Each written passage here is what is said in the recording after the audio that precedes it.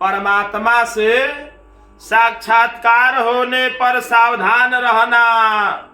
कई बार ज्ञानी भी साक्षात्कार हो जाने पर अपने आप पर काबू नहीं रख पाते। जब भगवान से दर्शन होता है उस समय आदमी अपने आप को ही भूल जाता है, होश गंवा बैठता है, क्योंकि सिद्धि पर सिद्धि होती है और प्रसिद्धि जब आ गई तो अभिमान अपना जड़ बना लेता है, मन में घमंड आ जाते हैं।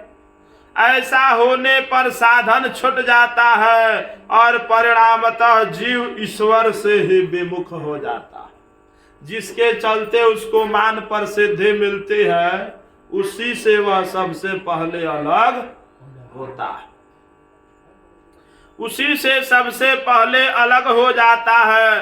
परमात्मा की अनुभूति होने के पश्चात भी यदि जीव साधन छोड़ दे तो उसका पतन ही तो होता है। जिस कारण से आपको मान मर्यादा प्रतिष्ठा मिल रही है और उसी को आप छोड़ देंगे तो पतन नहीं होगा तो क्या होगा। अब पुंडलिक चरित्र देखें। पुंडलिक के माता पिता के प्रति अविराम अतिशय भक्ति को देखकर द्वारिकाधीश उसका दर्शन करने के लिए पंढरपुर पधारे। किसका दर्शन करने के लिए? पुंडलिक का। कहाँ थे वे? पंढरपुर में। वहां भगवान द्वारिकाधीश उसका दर्शन करने के लिए पधारते हैं। पिता और माता कुष्ठ रोग से पीड़ित थे। वह अपने माता पिता की सेवा करता था। माता पिता कुष्ठ रोगी थे और चिड़चिड़े स्वभाव के हो गए थे। जिनको अधिक दिनों तक रोग रहती है वे चिड़चिड़े स्वभाव के हो ही जाते हैं। फिर भी पुत्र बड़ी लगन से सेवा करता था, फिर भी वे उसका अपमान करते रहते थे। पुत्र सेवा तो करता था, फिर भी माता पिता उसे कुछ चिड़चिड़े स्वभाव होने के कारण कह दिया करते थे। फिर भी पुंडलिक बड़ी विनम्रता से नम्रता पूर्वक अपने माता पिता की सेवा करता रहता था। भगवान ने आंगन में आकर पुंडलिक को पुकारा। भगवान आज किसके आंगन में पहुंचे हैं? पुंडलिक के, और पुकारते हैं कि हे पुंडलिक, तेरे मातृ पितृ सेवा से प्रसन्न होकर मैं आज तुम्हें दर्शन देने के लिए आया हूँ।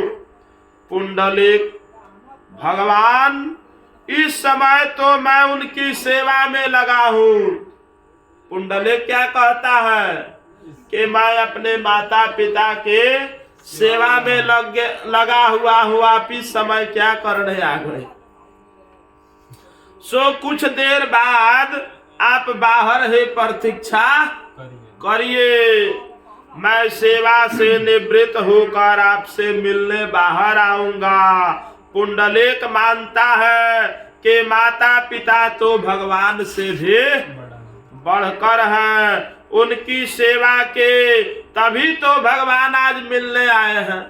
भगवान के आने का कारण क्या है कि पुंडलिक जो है अपने माता पिता का भक्त है, उनकी सेवा करता है, उसी के चलते आज भगवान मिलने के लिए आए हैं। जब साधन हाथ में है तो साध्य कहीं भाग जाएगा क्या? जब साधन हाथ में है तो साध्य भाग जाएंगे नहीं। सुख संपत्ति मिलने पर भगवान का भजन मत छोड़ो। सुख संपत्ति मिलने के बाद भी भगवान का भजन मत छोड़ो। यहाँ तो भक्त ही है जो भगवान से भी प्रतीक्षा करा सकता है। आज पुंडलिक भगवान को कहता है कि आप थोड़ा देर रुकिए, प्रतीक्षा कीजिए, मैं अपने माता पिता की सेवा कर रहा हूँ। भगवान को विश्राम करने के हेतु पुंडलिक ने एक ईंट दी और उस पर खड़ा रहने को कहा। बैठाऊं क्या ना? एक ईंटा था, ईंट को दिया कि आप इस पर खड़े रहिए। पुंडलिक को बाहर आने में देर लगी। भगवान प्रतीक्षा करते हुए थक गए तो कमर पर हाथ का सहारा लेकर खड़े हो गए। कुछ देर बाद जब खड़े खड़े उनसे नहीं रहा गया तो अपने कमर पर हाथ रख के खड़े हुए। भगवान की उस मुद्रा का अर्थ यह है कि उनके चरणों का आश्रय लेने वालों के लिए संसार सागर कटी तक गहरा। कटी माने कमर होता, कटी तक संसार गहरा है, अन्यथा आज तक इसमें न जाने कितने जीव डूब गए हैं। माता पिता की सेवा पूरे कर लेने के बाद पुंडलिक बाहर आकर भगवान से मिला। उसे प्रत्यक्ष परमात्मा मिले, फिर भी उसने साधन को छोड़ा नहीं। साधन क्या था? माता पिता की सेवा। यदि साधन छूट जाएगा तो प्रभु अंतर ध्यान हो जाएंगे। जिसके लिए, धन के लिए आप रोज रोज तपस्या करते हैं, नौकरी करते हैं, मेहनत करते हैं, आ धन मिल गया तो उसी को छोड़ दीजिएगा तो रहेगा कि चला जाएगा? रास के समय गोपियों के मन में अभिमान आया, इसलिए श्री कृष्ण वहां से अदृश्य हो गए। अभिमान जागते ही साधन उपेक्षित हो जाता है।